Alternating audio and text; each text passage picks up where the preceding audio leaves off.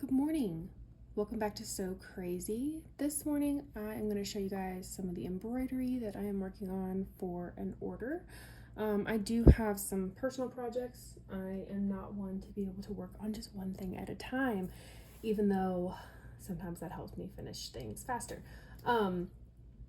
But yes, so I've been working on this. I originally had told my customer that I could not do it, that it was not something anyone could do on satin material, but I didn't like having to say that. So then I turned around and went and found a satin stretch material, which is what this is.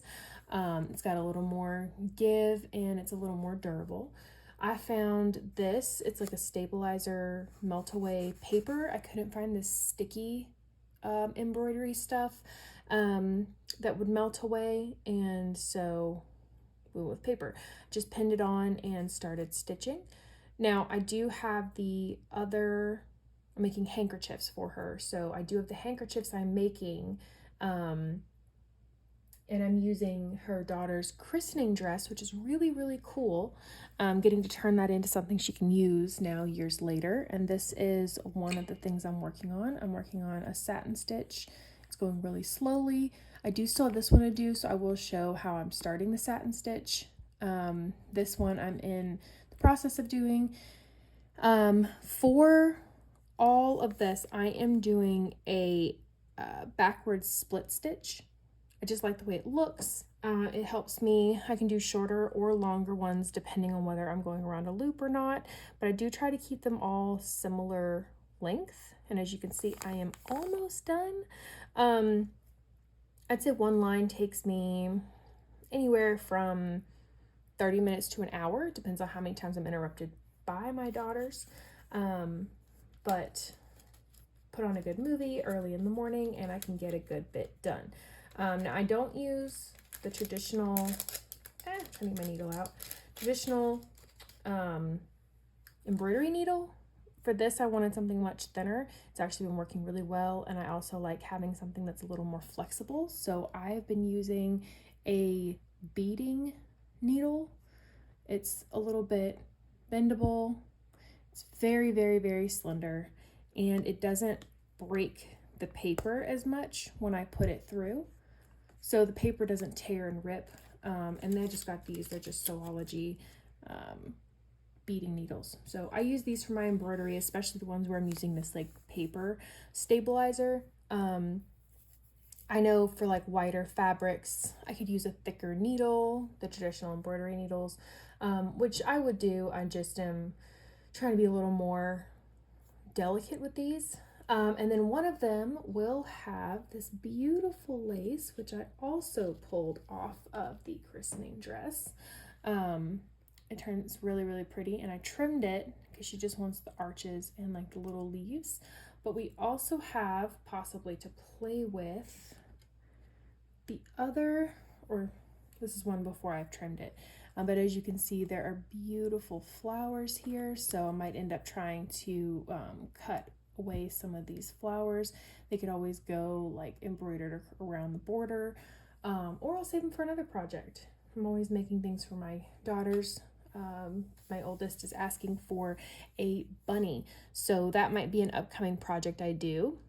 And then if you guys are following me, I will start a new t-shirt quilt this week, so you can see from beginning to end how I lay everything out, how I cut them, how I place them up on my board. And then I'll also have some photos dropping for what the t-shirt quilts are going to be looking like, the ones I've been working on. I know I've posted some updates here and there, but I've got the fronts done. Now I just have to do the backing.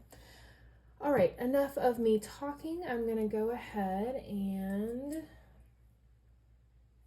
thread my needle here. I'm using this really pretty, it's really pretty blue. And I'm not gonna lie, all of this does take a while, so I won't make you sit here with me for the whole thing, but I will at least try to show the split stitch I'm doing and the progress.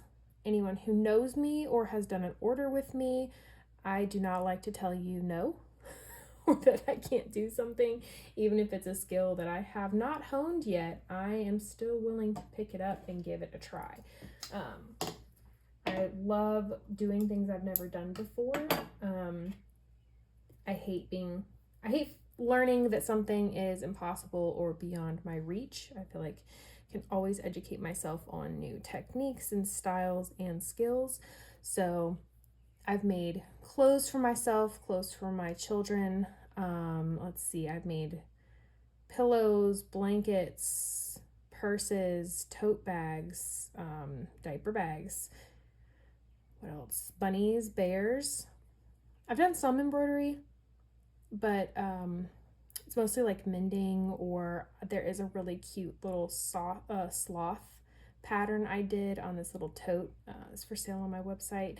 That one was really fun to do. Came out so cute. But anyways, let's see. Okay, so what I'm going to do here, I'm going to zoom in a little bit so you can see exactly. Oh, now move my camera. Yeah. Okay, so what I'm going to do is, this is where I left off, was this stitch right here. So what I need to do is come in just a little bit after it. Oop. Okay, come in a little bit after it. I don't usually use this like a stand. I'll just sit with it in my lap, but the stand and the light does make it so much easier, especially if you're new to it. And then what I'm going to do is I'm going to split this stitch right here, this thread. So I'm going backwards, and I'm going to put my needle down through that. Make sure it doesn't get tangled, because these threads love to get tangled. And then that's what I do. And then for these thicker letters, I'll just do like 2 lines. I'll keep the line of stitch on the outside, and then I'll go onto the other side here, and then I do 1 right down the middle. So it ends up with 3 rows. So as you can see, like here for the 7, I did that. I did it up on the first name. We did a little bit on the 2, the 4, the 6, and then we'll do it on the M and the L. I don't do it on the lowercase letters, just because I'm not putting as much, emphasis on them. And then I do have to go back and do it on the I here. As you can see, I still have some space to fill in. But yeah, so I'm gonna get stitching, and I will post an update as soon as I've got this finished, because we're gonna add some lace to this. And since I told her I could not do it originally, it's going to be a surprise. So hopefully she will be excited, and it will just be something special to give her daughter. So check back in, and I'll have updates. Hope you guys have a great day, and go ahead and like, comment anything you'd like to see, any questions you have. I'm happy to tailor videos to your requests, and yeah, give me a like and I'll keep making videos. So these are just a few stitches that I did. This is the backwards split stitch I was mentioning. This is only, I think, like 10 or 12 minutes total of me stitching. I just have it fast forwarded here.